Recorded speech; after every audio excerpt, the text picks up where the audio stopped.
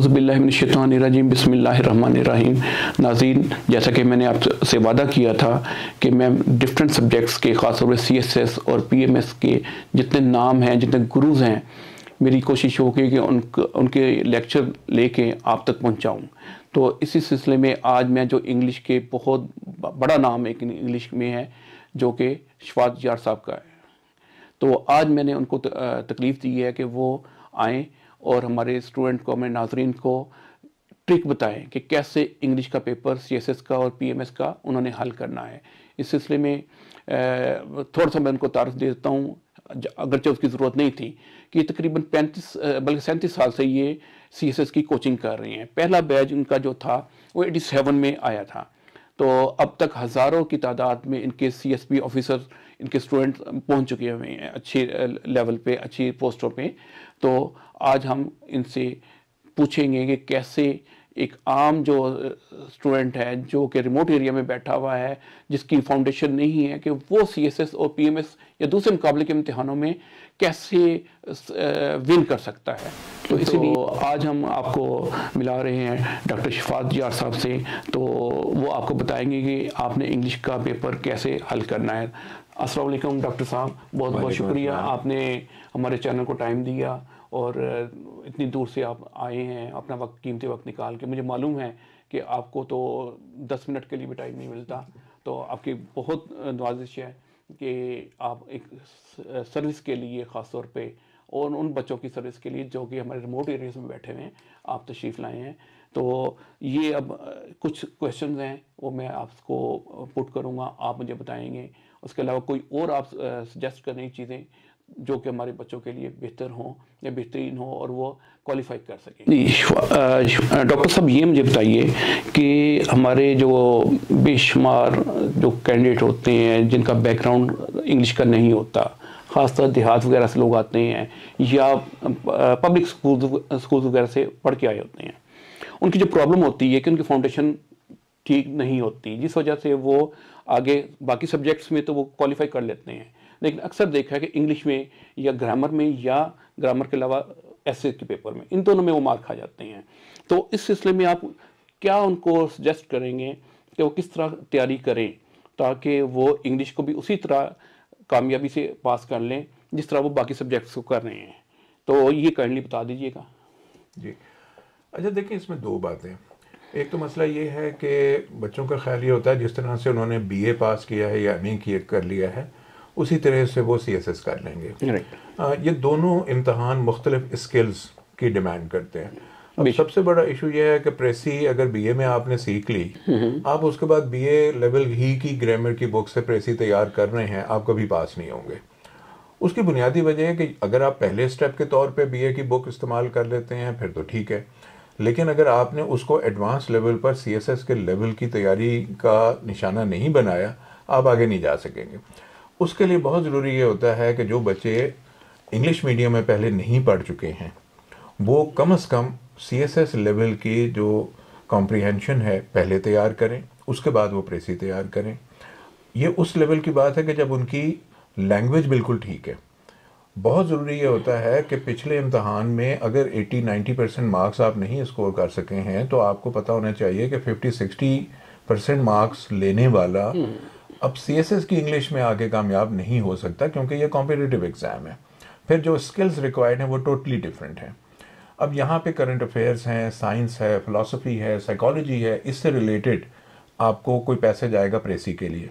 इसी तरह का passage anthropology, sociology, international relations, इसका टॉपिक आएगा कॉम्प्रिहेंशन के लिए।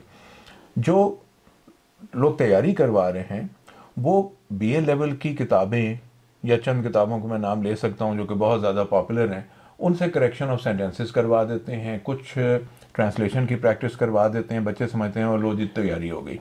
ऐसा नहीं है। 7-8 मुख्तलिफ तरह के क्वेश्चंस आ रहे हैं पेपर 2 में, उनके लिए हर एक के लिए अलग स्किल रिक्वायर्ड है। कुछ के लिए रटा चल जाता है, कुछ की थोड़ी प्रैक्टिस चल जाती है, लेकिन ट्रांसलेशन, प्रेसी, कॉम्प्रिहेंशन, इसके लिए तो लाजमन ज़रूरी है कि आप बेतहाशा प्रैक्टिस करें और वो CSS लेवल की किताब लेके उससे तैयारी करें, BA लेवल की ग्रामर्स छोड़ दें। लेकिन सॉरी, यहाँ मैं आपको कट कर रहा हूँ, मुझे ये बताइएगा, क्योंकि अक्सर जो कैंडिडेट हैं वो यही प्रॉब्लम्स उनको फेस करनी पड़ती है कि उन्होंने जो स्कूलिंग है उनकी, स्कूलिंग में इंग्लिश की क्वालिटी नहीं होती उनकी। इंग्लिश मीडियम वाले तो ठीक है अच्छी तरह आ जाते हैं आगे, लेकिन वो बच्चे जो हैं वो अब बीए भी कर लिया, एमए भी कर लिया, लेकिन वो दोबारा कैसे फाउंडेशन अपनी कैसे बनाएं। असल बात तो फाउंडेशन की है ना, फाउंडेशन उनकी बनेगी तो फिर ही आगे जाके स्किल्स की तरफ हम आएंगे। तो बेसिकली क्या अखबार पढ़ें, क्या कोई किताबें पढ़ें, या क्या टेंसेस का क्या चीज़ें हैं कि आप सजेस्ट करते हैं कि कोचिंग के स्टेज तक आते आते कि वो अपनी फाउंडेशन इतनी स्ट्रांग बना के आए कि अगर वो कोचिंग लेता भी है तो उसको वो टाइम का मिस यूज़ ना हो, टू द पॉइंट चीज कोचिंग ले ले और उसको बेसिक चीज़ें पहले आती हों। क्योंकि आप तक हम खुद, मैं भी टीचर हूँ, आप भी टीचर है, हमें मालूम है कि जब तक हमारे पास स्टूडेंट आते हैं तो उनकी, अब हम उनको बेसिक तो करा नहीं सकते, फाउंडेशन उनकी होती नहीं। तो ये बताइए फाउंडेशन क्या सजेस्ट करते हैं कि टीचर के पास आने से पहले कम से कम वो बीए लेवल तक अपनी फाउंडेशन तो स्ट्रांग बना के आए, तो उसके लिए वो क्या करें? देखिए इसमें 3 चीज़ें हैं। पहली बात तो ये है कि बेसिक ग्रामर बिल्कुल करेक्ट होनी चाहिए। अगर बेसिक ग्रामर नहीं करेक्ट है तो उसकी एक्सरसाइजेस करें। उसमें बहुत अच्छी किताबें अवेलेबल हैं मार्केट में, जो कि मैं खुद भी रेकमेंड करता रहा हूँ, सब लोगों को पता है उनके नाम क्या हैं, तो उनकी एक्सरसाइजेस करें। ये fill in the blank exercises हैं जिसकी की पहले दी होती है। आप आसानी के साथ बगैर किसी टीचर की मदद के अपनी ग्रामर को खुद देख सकते हैं। इसमें इंटरनेट पे बहुत सारी ऑनलाइन एक्सरसाइजेज हैं, वो भी बच्चे कर सकते हैं। देन दूसरी चीज़ आती है कंटेंट। उनकी रीडिंग की कॉम्प्रिहेंशन उस लिहाज की नहीं होती है जो रिक्वायर्ड है। तो बहुत ज़रूरी है कि इंटरनेट पे बहुत आला मटेरियल अवेलेबल है, मुख्तलिफ तरह के टॉपिक्स जो कि CSS में आते हैं उनसे रिलेटेड मटेरियल अवेलेबल है, उसको पढ़ें, उसको समझें, फिर उसको समराइज करके अपने अल्फाज में लिखें और अगर पॉसिबल है तो उस पर अपने कमेंट्स भी डालें। अब यहाँ पर ग्रामर और जो भी वो पढ़ रहे हैं और उसको लिख रहे हैं, ये दोनों एक्सरसाइजेस साथ साथ चलेंगी। अगर कहीं प्रॉब्लम आ रही है, ग्रामर नहीं ठीक है, तो बाकायदा सॉफ्टवेयर अवेलेबल हैं, इंटरनेट पर ऑनलाइन पेजेस मौजूद हैं जो ग्रामर को चेक करते हैं। वो अपनी ग्रामर टीचर के पास आने से पहले चेक कर लें। फिर मैं तो बहुत रेकमेंड करता हूं कि माइक्रोसॉफ्ट वर्ड में ऑलरेडी ग्रामर चेकर मौजूद है, वो भी आपको बता रहा होता है कि आपने जो लिखा है वो सही है कि नहीं है, वो साथ साथ आपकी करेक्शन भी करता है, तो उसको भी इस्तेमाल कर लें। तो ये बच्चे अगर इस लिहाज से रीडिंग अपनी बेहतर कर लें और राइटिंग कर लें तो ये जो ग्रामर की एक्सरसाइजेज हैं वो उनको इतना तैयार कर देंगी कि बाय द टाइम वो किसी टीचर के पास जाते हैं वो आसानी के साथ CSS की तैयारी में जो फ्लो चल रहा है उसमें शामिल हो जाएंगे। तो ये 3 चीज़ें मैं रिक्वायर्ड करता हूँ, grammar exercises, right, reading and self writing. खुद लिखें और उसको खुद ही चेक करें। अच्छा, ये ग्रामर और लैंग्वेज इनका आपस में क्या कोरिलेशन है और किस तरह ये इनकी इंपॉर्टेंस क्या बनती है CSS में? देखिए अभी जैसे आपने कहा कि जी इंग्लिश मीडियम के बच्चे जो हैं और पब्लिक स्कूल के बच्चे मुख्तलिफ होते हैं, मैं डिफ़र करता हूँ। मेरे पास हर तरह के बच्चे आए हैं, O लेवल्स के बच्चे आए हैं, A लेवल्स के बच्चे आए हैं, मेरे पास बहुत मशहूर यूनिवर्सिटीज़ के बच्चे भी आए हैं जो कि टॉप की पाकिस्तान की यूनिवर्सिटीज़ हैं और उनके राइटिंग स्किल्स ऑलमोस्ट ज़ीरो थे। वजह उसकी ये है कि आपने एक इम्तहान सेट का दिया जिसमें मैथ्स का पोर्शन आपका बहुत अच्छा था, इंग्लिश का आपने गुजारा कर लिया और वो सेट कोई बहुत बड़ा इम्तहान नहीं है। उसको तैयार करके आप बड़ी यूनिवर्सिटी में चले गए, आपने O लेवल्स किया हुआ था। O लेवल्स के बुनियादी स्किल्स पर्टिकुलरली जैसे पाकिस्तान में सिखाए जा रहे हैं वो कतन ऐसे नहीं है कि उसकी बुनियाद पर आप CSS में अपीयर हो जाएं। ना ही A लेवल्स के स्किल्स इस तरह से हैं क्योंकि वो बहुत सारी वो वाले चीज़ें छोड़ देते हैं जो CSS में चेक होती हैं। तो examiners federal public service commission की तरफ बार बार देखते हैं, उनको रिपोर्ट्स देते हैं। वो reports federal public service commission ने अपनी FPSC के साइट पे दी हुई हैं, उन्होंने क्लियर लिखा हुआ है। ये बहुत सारी चीज़ें हमारे जो लोग पढ़ा रहे हैं वो बताते नहीं हैं, बताते हैं तो सिर्फ अपनी मर्जी के लिए बताते हैं। तो बच्चों को चाहिए उसे भी पढ़ लें।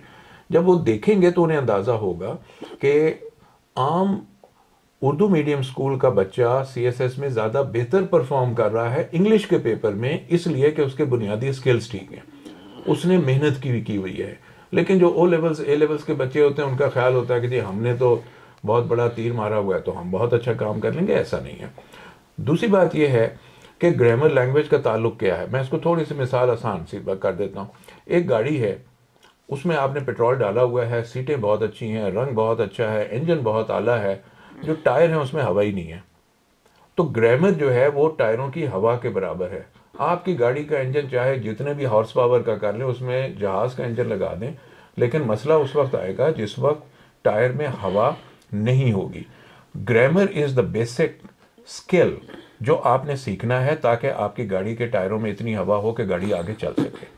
लैंग्वेज, अब लैंग्वेज में जैसा आपने सवाल किया, आई कैन अंडरस्टैंड कि वो आप कह रहे हैं वोकेबलरी, सेंटेंस स्ट्रक्चर, आइडियाज को प्रेजेंट करने के लिए different kinds of sentence structures कितने इंपॉर्टेंट है, बहुत ही ज्यादा इंपॉर्टेंट है। लेकिन वो 10-15 सेंटेंस स्ट्रक्चर्स हैं। वोकेबलरी बहुत ज्यादा मुश्किल लिखने की कतई कोई जरूरत नहीं है।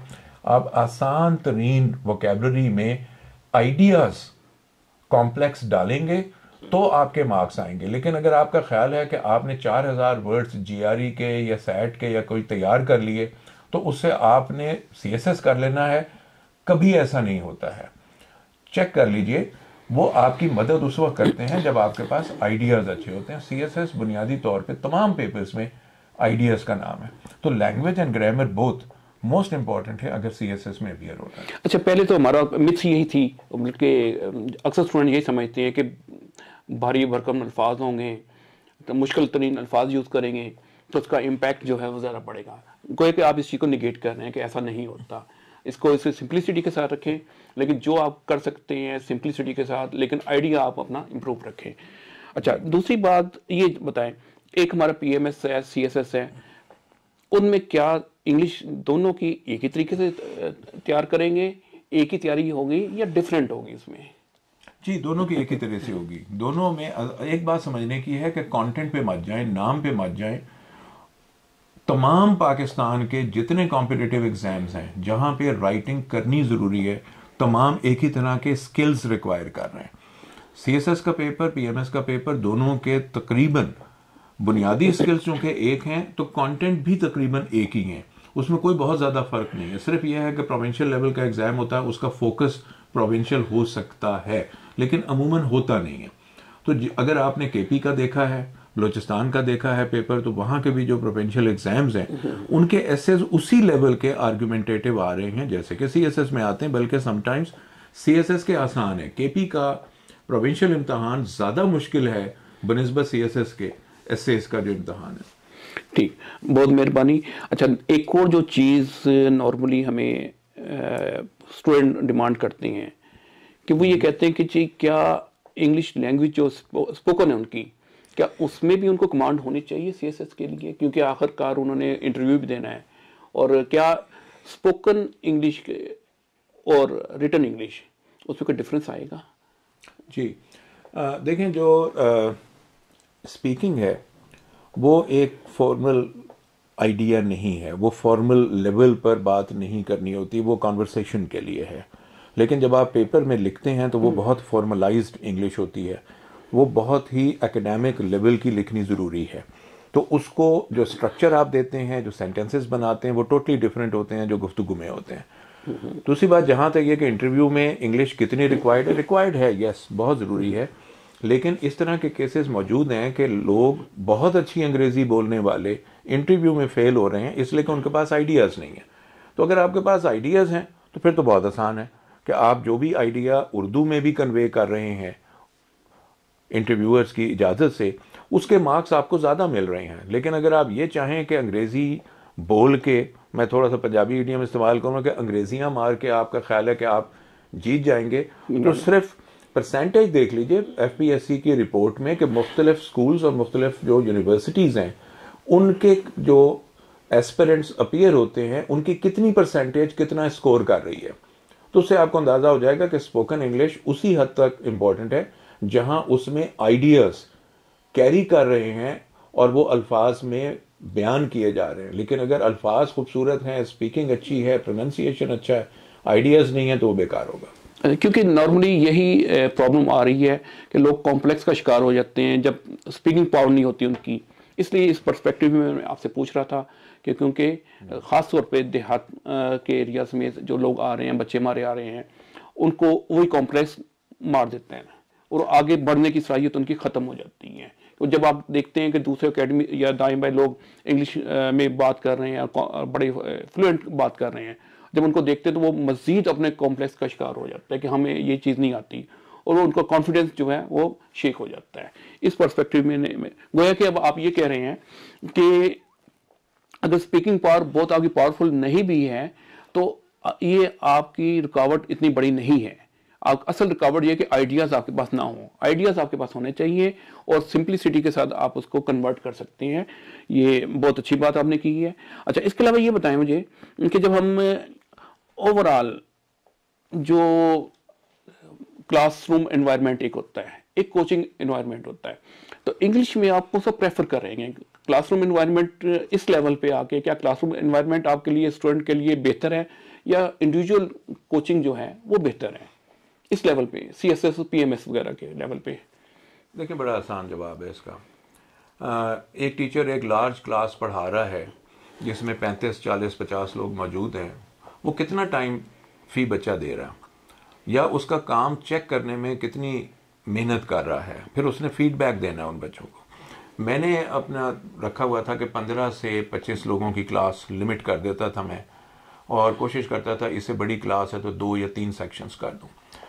कभी कभार ऐसा मजबूरी हुई कि 35 स्टूडेंट्स का एक ग्रुप बन गया, तो मुझे 35 को अलहदा अलहदा टाइम भी देना पड़ता था, उनका काम चेक करना होता था। मैं क्लासरूम में चेकिंग नहीं करता था, मैं घर जाके करता था, इंडिविजुअल फीडबैक देखा था।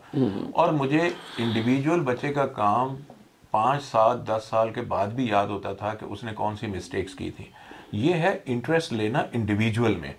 एक क्लास को एड्रेस करके पढ़ा देना या उसको पावर पॉइंट में फाइल्स दिखा के बुद्धू बना लेना, मैं तो यही लफ्ज़ इस्तेमाल करूँगा।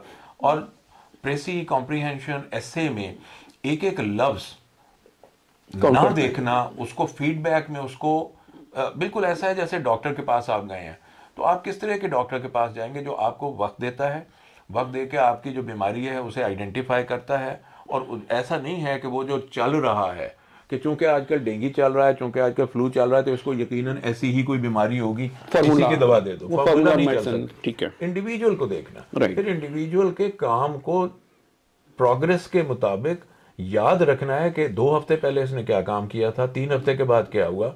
फिर जैसे डॉक्टर दवा देता है, रेमेडी भी तो दे रहा है ना, रेमीडियल वर्क क्या दिया गया, तो वो बहुत जरूरी होता है कि आप टीचर के तौर पे उसका रेमीडियल वर्क याद रखें, उसकी प्रोग्रेस को गेज करते रहें, और ओवर दैट पीरियड आपको हर इंडिविजुअल स्टूडेंट का काम याद हो। तो मैं ये रिकमेंड करूंगा कि बजाय इसके कि लार्ज क्लासेस में जाएं, इसमें ऑनलाइन क्लासेस भी शामिल हैं।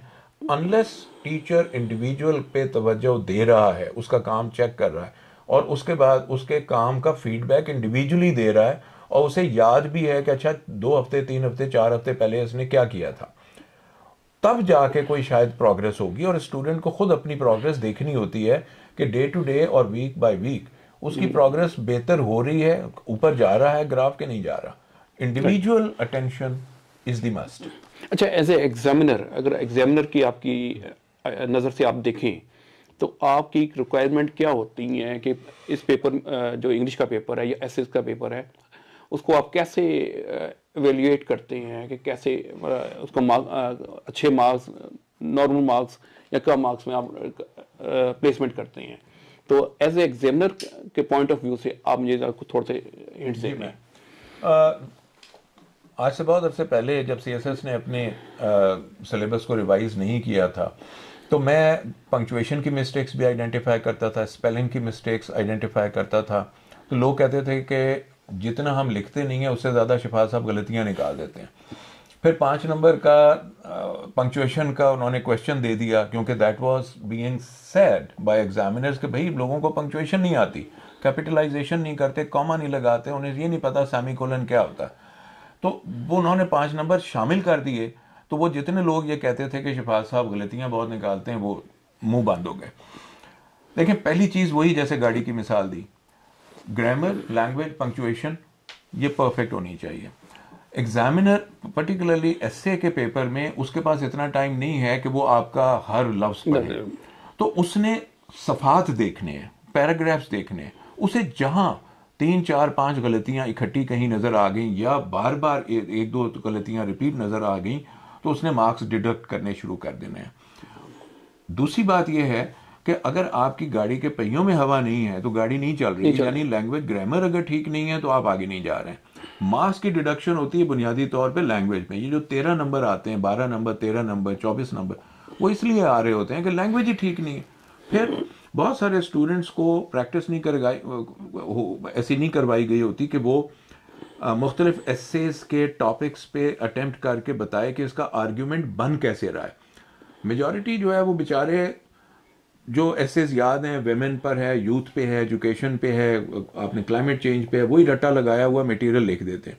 तो जब तक फर्स्ट पैराग्राफ में आर्ग्यूमेंट बिल्डिंग नहीं है, उसने कोई आइडियाज ऐसे नहीं दिए जिससे पता चले कि प्रिपेयर्ड मटेरियल नहीं है, मैंने अभी आर्ग्यूमेंट बिल्ड किया और मुझे पता है कि इस टॉपिक को कैसे डील करना, राइट। तो उस वक्त फिर ये वाला पॉइंट कि आर्ग्यूमेंट ठीक है कि नहीं है बहुत ज़्यादा इंपॉर्टेंट हो जाता है। तो फर्स्ट जो आपके मार्क्स की डिडक्शन है वो लैंग्वेज ग्रामर की होती है, फिर उसके बाद आइडियाज़ की होती है, फिर उसके बाद ये आर्ग्यूमेंट बिल्डिंग की है। और अगर स्ट्रक्चर नहीं है तो फिर वो आ जाता है कि आपने एक बात कहनी शुरू की और आपको पता चला कि मैंने 2 सफ़े जो हैं इररेलेवेंट लिख दिए जिसका ताल्लुक ही नहीं था, इसलिए कि आपके टीचर ने प्रिपेयर करवाए थे, आपने कहा डाल दो। तो एग्जामिनर बहुत ज़्यादा माइंड करता है। मैं एज एन एग्जामिनर माइंड करूँगा अगर इररेलेवेंट मटेरियल डाल के मुझे आप बुद्धू बना रहे हैं कि जो प्रिपेयर्ड मटेरियल था वो आपने डाल दिया ताकि एग्जामिनर को ये लगे कि सफ़े भरे हुए हैं। सीएसएस का एग्जामिनर इतना मैं कहूँगा बेवकूफ़ नहीं होता, उसे पता है कि आपने ऐसी बातें लिखी हैं जो सिर्फ पर्चा भरने के लिए हैं।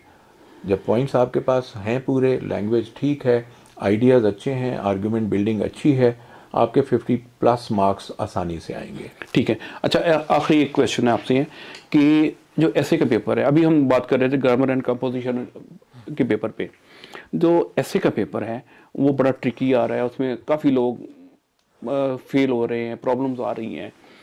अक्सर पहला पेपर तो क्वालिफाई कर जाते हैं, अच्छे मार्क्स भी आ जाते हैं, लेकिन जब ऐसे का पेपर आता है उसमें वो रह जाते हैं। और इसमें ख़ास तौर पे एक मुझे जो मेरे पॉइंट ज़हन में आ रहा था बार बार कि ऐसे राइटिंग और पैराग्राफ राइटिंग, इसमें का क्या को रिलेशन है, ये भी ज़रा काइंडली मुझे बता दीजिएगा।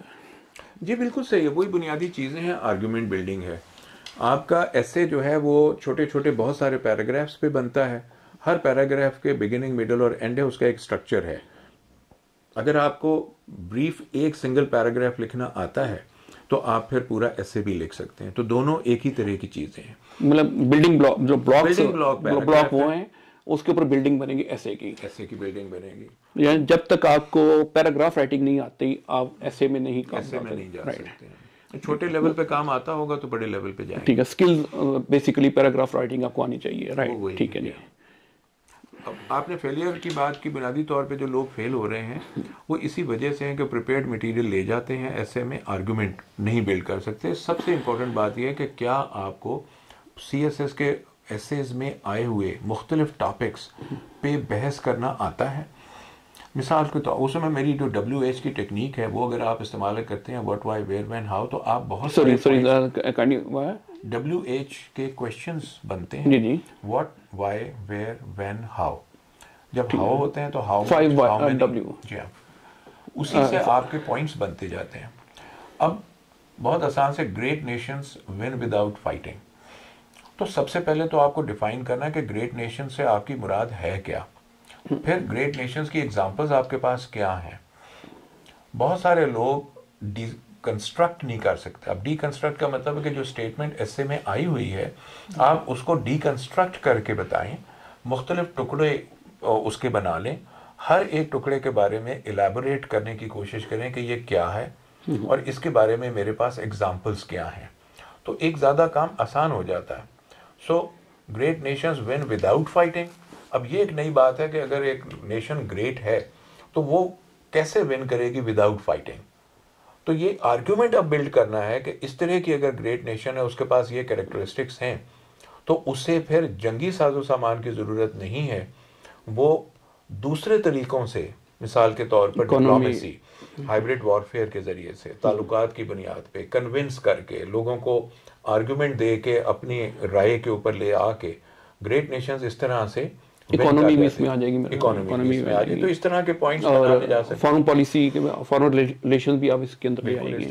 ठीक है, तो सीएसएस के जो टॉपिक्स आए हुए हैं उस पे पहले हाथ साफ करें, और इसमें ग्रुप वर्क भी हो सकता है कि 5, 7, 10 स्टूडेंट्स बैठ जाएं, वो एक ही टॉपिक के ऊपर अपने पॉइंट्स बताएं, अपना टेक बताएं कि मैं इसको यूं डिकंस्ट्रक्ट करता हूं, मेरा ख्याल है इसमें जो अल्फाज इस्तेमाल हुए हैं उसके ये मानी हैं, और ये जो आर्ग्यूमेंट है वो ये बनेगा, और इस आर्ग्यूमेंट की मेरे पास ये एग्जांपल्स हैं।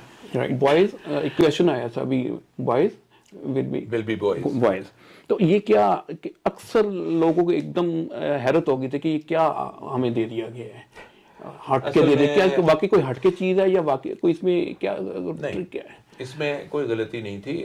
इस पे इतराज़ फौरी तौर पे इस वजह से आ गया कि यूजुअली ये ब्रिटिश आर्मी में इस्तेमाल किया जाता था कि आप मर्दों से, बॉयज़ का यहाँ मतलब बच्चे लड़के नहीं हैं, इसका मतलब है कि वो मर्द जो अभी तक लड़के हैं और उनकी हरकतें वही शरारती हैं, तो बॉयज़ विल बी बॉयज़ उस पॉइंट ऑफ व्यू से दिया गया था।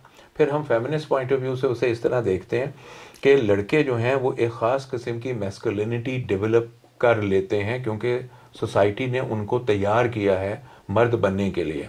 सो they will always be boys, यानी वो वही हरकतें करेंगे जो लड़के करते हैं। तो इसमें बॉयज़ जो है इस मकसद से इस्तेमाल किया गया था कि ये वो लोग हैं जिनके पास मर्दाना ताकत बहुत ज़्यादा मौजूद है, सोसाइटी ने उन्हें एम्पावर किया हुआ है, वो वही हरकतें करेंगे जो करेंगे। इसको अनफॉर्चुनेटली हमारे यहाँ फौरी तौर पे फ़ौज की तरफ मोड़ दिया गया, जो कि बहुत गलत बात थी, उसका कोई ताल्लुक नहीं था। बॉयज़ विल बी बॉयज़ को फेमिनिस्ट पॉइंट ऑफ व्यू से हमें देखना था कि क्या मैस्कुलिनिटीज़ जो हैं, जिसको हम मर्दानगी कहते हैं, वो सोशली कंस्ट्रक्ट हो रही है। क्योंकि मैस्कुलिनिटी सोशली कंस्ट्रक्ट होती है कि आपके माशरे में है कि मर्द रोते नहीं हैं, लड़के रोते नहीं हैं, तो फिर लड़का जो है वो रोने से शर्माएगा और वो ऐसे ही बनेगा जैसा कि हमारे यहाँ मर्द बनाए जा रहे हैं, जैसे पैटर्न बना दिया गया सोसाइटी ने, उसी पैटर्न में पॉइंट ऑफ व्यू से बहुत अच्छी तरह से डिस्कस हो सकता था। अनफॉर्चुनेटली लोगों ने उसको बेजा क्रिटिसाइज भी किया और उसको खास डायरेक्शन में इंटरप्रेट करने की कोशिश की, जो कि गलत था। राइट, बहुत बहुत शुक्रिया आपके, आज बहुत अच्छा आपने लेक्चर दिए हैं, और मैं उम्मीद करता हूं कि हमारे जितने स्टूडेंट्स कैंडिडेट्स हैं वो बहुत ज़्यादा इनको फ़ायदा उठाएंगे इन चीज़ों से। बेसिकली ये हमारा स्किल, ये भी काट देना है, बेसिकली हमारा ये जो है स्किल इम्प्रूवमेंट सेशन था, इसमें आपको बेसिक स्किल्स आपको दी गई हैं। इसके बाद में हम लोग कोशिश करेंगे कि डॉक्टर साहब को दोबारा तकलीफ़ दें और इनको डिफरेंट टॉपिक्स पे इनसे इल्म हासिल करें, जैसे ऐसे राइटिंग स्पेशली, और साथ जो प्रॉब्लम बच्चों को आती हैं, different question step by step जो होते हैं, उन पे भी कोशिश करेंगे इनसे लेक्चर हम लें। तो फ़िलहाल अपना ख्याल रखिएगा। अल्लाह हाफिज़।